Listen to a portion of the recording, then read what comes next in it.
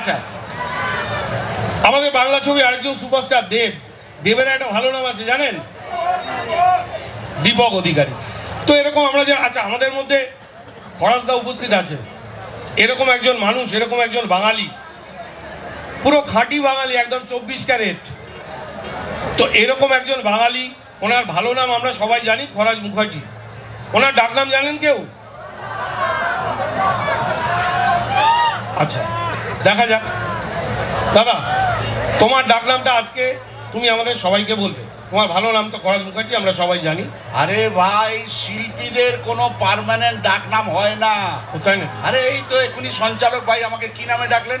বগলা বগলা মামা। মামা, একদম। হ্যাঁ, ওই রকমই শিল্পীদের এক একটা ছবি রিলিজ করে, হ্যাঁ, আর তারপরেই দেখা যায় যে তার নামটা পাল্টে যায়। আচ্ছা, হ্যাঁ, ওই যেমন তোর বগলা মামা রিলিজ করছে, আমাকে সবাই বগলা মামা বলছে। হ্যাঁ, অমিতাভ বচ্চনের ডন নামটার মধ্যে একটা অত্যন্ত দামি কথা লুকিয়ে আছে তো। ও বাবা, তাই নাকি? হ্যাঁ, মদ না মানে হচ্ছে মদ না।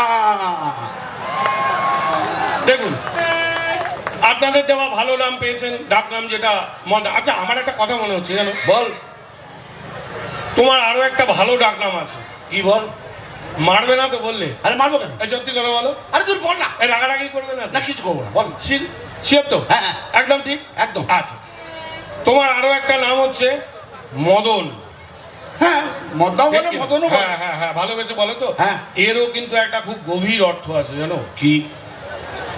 মদ অন।